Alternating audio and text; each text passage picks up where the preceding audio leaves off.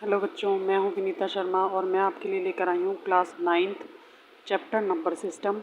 Exercise है 1.3 और NCERT की बुक के क्वेश्चन है। ठीक, तो क्वेश्चन है right the following in decimal form and say what kind of decimal expression each has. अब बच्चों, डेसिमल एक्सप्रेशन जो होते हैं वो 2 टाइप्स के होते हैं। ठीक है, एक होता है टर्मिनेटिंग जो पूरा पूरा डिवाइड हो जाता है, और दूसरा होता है नॉन टर्मिनेटिंग। ठीक है, जिसमें हमारा आंसर रिपीट होता रहता है। ठीक है, हमें ये सॉल्व करके बताना है कि हमारा ये कौन सा डेसिमल एक्सप्रेशन है, टर्मिनेटिंग या नॉन टर्मिनेटिंग। तो मैं 36 को डिवाइड करूँगी 100 से। अब बच्चों, आपको पता है कि 100 बड़ा है और 36 छोटा है। ठीक है, तो मुझे क्या करना पड़ेगा, यहाँ पर ज़ीरो ऐड करनी पड़ेगी, ज़ीरो लगानी पड़ेगी ना अपनी तरफ से। तो उसके लिए हमें क्या करना पड़ेगा, डेसिमल लगाना पड़ेगा। क्योंकि अगर हमारा नंबर छोटा होता है तो हम डेसिमल लगा करके ज़ीरो अपनी तरफ से लगा सकते हैं। ठीक है, तो अब मैं क्या करूँगी, 100 थ्रीज़ा पे जाएगा, ये 100 थ्रीज़ा होता है 300, तो ये मेरा चला जाएगा 300 पे। इसको मैं माइनस करूँगी तो ये बचेगा 60। ठीक है, अब क्या होगा बच्चों, फिर से 60 मेरा छोटा पड़ रहा है 100 से, तो मैं एक ज़ीरो और लगा दूँगी यहाँ पर, और ये चला जाएगा पूरा पूरा 6 पे। ठीक है, तो यहाँ पर 6 लगा दूँगी मैं, और 100 6 होता है 600, और तो नीचे मेरा क्रॉस बच जाएगा। ओके, कुछ नहीं बचा। आंसर मेरा क्या हो जाएगा, आंसर मेरा हो जाएगा बच्चों 36/100 का हमारा क्या डेसिमल एक्सप्रेशन बचा है, 0.36। तो ये मेरा जो डेसिमल फ्रैक्शन आया है, ये जो मेरा डेसिमल एक्सप्रेशन आया है वो बच्चों टर्मिनेटिंग है, क्योंकि नीचे मेरा क्रॉस बच गया, कुछ भी बचा नहीं है, पूरा पूरा डिवाइड हो गया। ठीक है, और एक तरीका इसका और है, अगर आप इसको डायरेक्ट करना चाहते हो तो बच्चों आपने देखा है कि नंबर के नीचे अगर ज़ीरो वाला नंबर है, किसी भी नंबर के नीचे, रेशनल नंबर के नीचे अगर ज़ीरो वाला नंबर है, तो हम क्या करते हैं, अपने आप डेसिमल लगाने के लिए ज़ीरो काउंट कर लेते हैं। ठीक है ना, और ऊपर वाले नंबर के बाद नंबर काउंट करके उतने ही टर्म के बाद डेसिमल लगा देते हैं। यानी कि मेरे नंबर में कितनी ज़ीरो हैं, 100 लगाए, 100 में 2 ज़ीरो होती हैं, तो मैं क्या कर दूँगी, काउंट कर दूँगी 6 और 3, तो 2 नंबर के बाद मेरा डेसिमल आ जाएगा, पूरा पूरा डिवाइड हो जाएगा, तो ये हो जाएगा मेरा टर्मिनेटिंग। ठीक है, आप इस तरह से भी कर सकते हो, या फिर आपको अगर समझ नहीं आता है डायरेक्ट करना तो आप डिवाइड करके भी कर सकते हो। ठीक है, आपके पास दोनों ऑप्शन है। इसी का सेकंड पार्ट है बच्चों 1/11। ठीक है, अब मुझे 1 को डिवाइड करना पड़ेगा 11 से। ठीक है, तो हम किस तरह से लिखेंगे, 1 को मैं डिवाइड करूँगी 11 से, तो आपको पता है 11 बड़ा है और 1 छोटा है। ठीक है, तो मुझे डेसिमल लगाना पड़ेगा, तो मैंने डेसिमल लगाया, पहले ज़ीरो लगाई फिर डेसिमल लगाया। ठीक है, तो डेसिमल लगाने के बाद मैं यहाँ पर ज़ीरो लगा सकती हूँ 1 के पीछे। ठीक है, तो मैंने 1 के आगे एक ज़ीरो और लगा दी, तो अब भी मेरा जो 10 है वो छोटा है, 10 छोटा है और 11 बड़ा है। अगर डेसिमल लगाने के बाद ज़ीरो लगाते हैं और फिर भी हमारा नंबर छोटा होता है, तो उसके बाद हम ज़ीरो लगाते हैं। एक्स्ट्रा ज़ीरो लगाने के लिए हमें डेसिमल के बाद एक और ज़ीरो लगानी पड़ेगी। ठीक है, तो अब मेरा ये बन गया 100, तो 11 9 पे गया, ये 11 9 99, 100 में से 99 मैंने माइनस किया तो कितना आया, 1। ठीक है, अब मैंने क्या किया, फिर से ज़ीरो लगाई, अब वही पोजीशन मेरी पहली वाली आ गई है जो मेरे क्वेश्चन स्टार्ट हुआ था, 1 से स्टार्ट हुआ था, ज़ीरो लगाई 10 बन गया, फिर एक्स्ट्रा ज़ीरो लगाई तो 99, डिवाइड करने के लिए फिर 100 बनाना पड़ा मुझे। ठीक है, तो फिर से मेरा 9 पे गया तो ये 1 बचा। ठीक है, अब फिर से मेरे को क्या करना पड़ेगा, ज़ीरो लगानी पड़ेगी, एक और एक्स्ट्रा ज़ीरो लगानी पड़ेगी। ठीक है, तो फिर से मेरा 99 पे जाएगा, 11 9 सा। तो बच्चों, यही जो मेरा क्वेश्चन है दोबारा दोबारा रिपीट हो रहा है, तो मैं क्या करूँगी, आप 2 या 3 प्लेस तक निकालिए इसको। देखो 1 2 3 9 मेरे आ चुके हैं अभी तक। ठीक है, अब क्या करेंगे, जब हमारा क्वेश्चन इस तरह से बार बार रिपीट होता है तो हमें क्या करना पड़ता है, वही छोड़ देते हैं अपना क्वेश्चन, क्योंकि वही मेरा 1 बार बार बच रहा है। और मैं क्या लिखूँगी आंसर में, 1/11 इक्वल टू 0.090909। इस तरह से बार बार मेरा 09 आ रहा है ना, तो इसका आंसर किस तरह से लिखेंगे बच्चों, जब हमारा वही नंबर बार बार रिपीट होता रहता है तो हम क्या करते हैं, जो नंबर हमारे रिपीट हो रहे हैं उनके ऊपर हम बार लगा देते हैं। बार का मतलब होता है बार बार वही नंबर रिपीट होना, ठीक है। और क्योंकि मेरा बार बार नंबर रिपीट हो रहा है तो कौन सा ये डेसिमल एक्सप्रेशन होगा हमारा, ये होगा नॉन टर्मिनेटिंग, ठीक है बच्चों। क्योंकि हमारा जो क्वेश्चन है वो पूरा पूरा डिवाइड नहीं हुआ है, तो ये हमारा नॉन टर्मिनेटिंग हो जाएगा आंसर, ठीक है। और क्या लिख सकते हो आप, repeating, non terminating and repeating. तो इस तरह से आप अपना आंसर लिख सकते हो, ठीक है। तो ये मेरा आंसर हो जाएगा। इसी का थर्ड पार्ट है बच्चों, ये दिया है हमें मिक्स फ्रैक्शन में 4 1/8, ठीक है। तो इसको सॉल्व कैसे करते हैं, इसे मैं 8 को मल्टीप्लाई करूँगी 4 से और 1 को उसमें ऐड कर दूँगी, तो 8 4 ज़ा 32 और 1 ऐड करेंगे तो 33/8 हो जाएगा, ठीक है। तो ये मेरा रैशनल नंबर बन गया है। तो इस रैशनल नंबर को हमें फिर से डिवाइड करके अपना डेसिमल में आंसर अपना निकालना है, ठीक है। तो मैं लिखूँगी 33 और डिवाइड करूँगी, तो 8 के टेबल में तो बच्चों 4 पे चला जाएगा ये 32, 8 4 ज़ा 32। अब मेरा क्या बचा, 3 में से 2 काटे तो 1 बचा, ठीक है। अब 8 बड़ा है और 1 छोटा है तो मुझे डेसिमल लगाना पड़ेगा। मैंने 10 बना दिया तो ये चला जाएगा 1 पे, 8 1 ज़ा 8, तो क्या बचेगा बच्चों, 10 में से 8 काटे तो 2 बचेगा, ठीक है। फिर मैं अपने आप 0 लगा सकती हूँ, यहाँ पर 20 बना दिया मैंने, तो 8 के टेबल पे 2 पे जाएगा, 8 2 ज़ा 16। अब 20 में से 16 कट करूँगी तो 4 बचेगा, ठीक है। और 0 लगा दूँगी, क्या बन गया 40। अब 8 के टेबल पे 5 ज़ा पूरा पूरा चला जाएगा 40, ठीक है। तो बच्चों ये जो है क्वेश्चन मेरा पूरा पूरा डिवाइड हो गया है 33/8, ठीक है।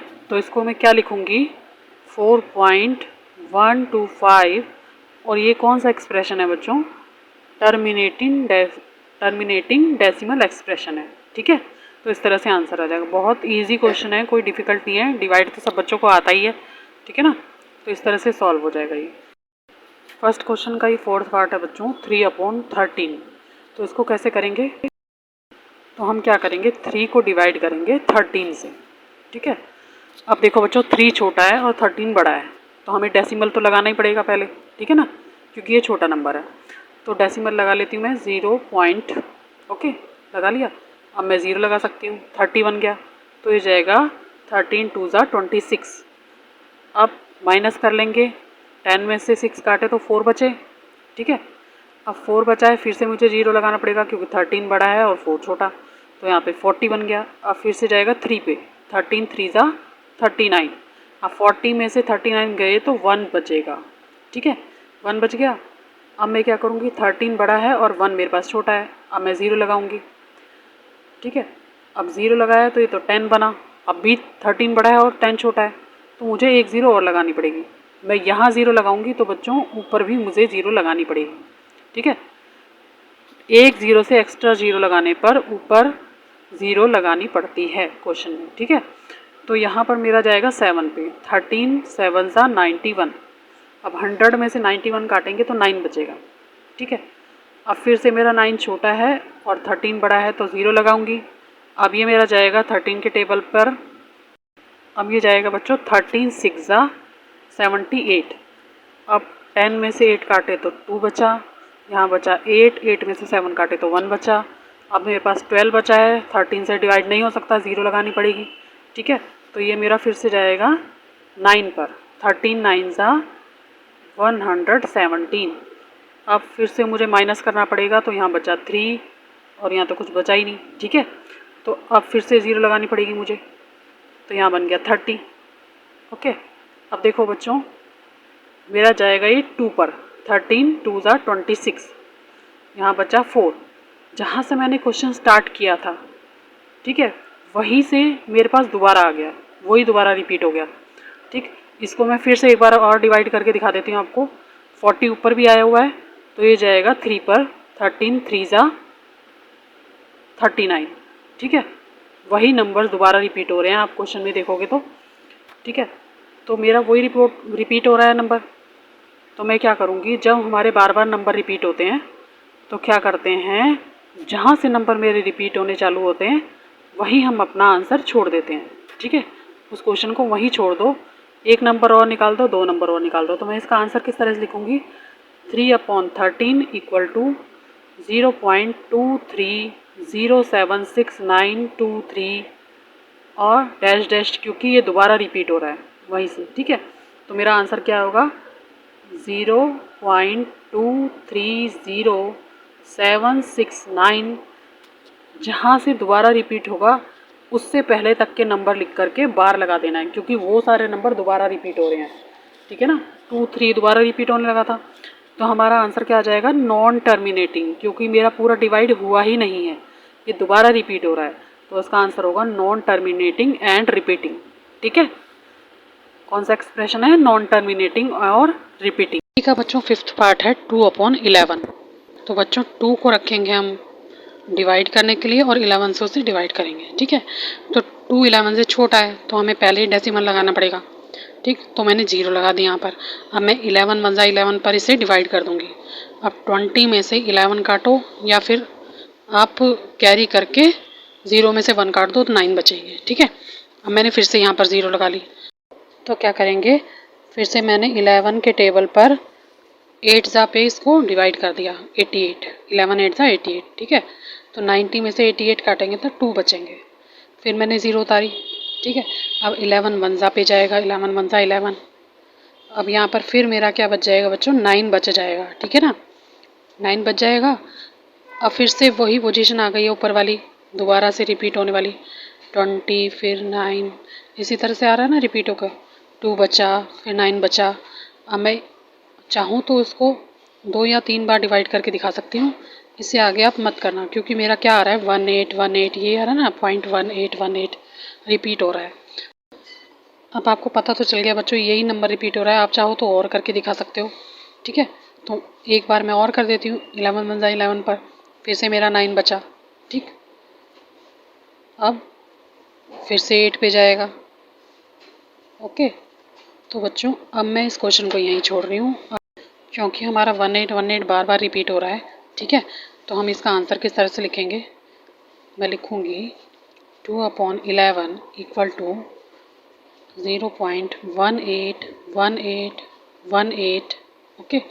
बार बार 18 आ रहा है, तो इसको सही तरीके से किस तरह से लिखेंगे बच्चों, इसको लिख सकते हैं हम 0.18 बार, ठीक है, क्योंकि जो मेरा 18 नंबर है वो बार बार रिपीट हो रहा है, तो इसको आंसर हमारा इस तरह से आ जाएगा।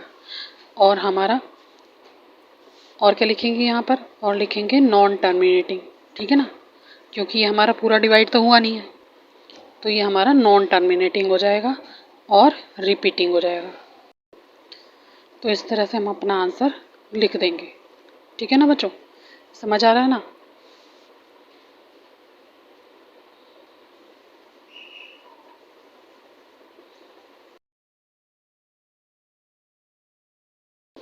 तो इसी क्वेश्चन का 6th पार्ट है बच्चों, 329/400। तो इसको हमें क्या करना है, 329 को डिवाइड करना है 400 से, ठीक है। अब आपको बच्चों देखो नंबर देखने में ही छोटा लग रहा है, 325 तो छोटा है 400 से, तो हमें पहले ही डेसिमल लगाना पड़ेगा, ठीक है। तो क्या करूँगी मैं, 0 लगाऊंगी और उसके पहले क्या लगाऊंगी, डेसिमल, ठीक है।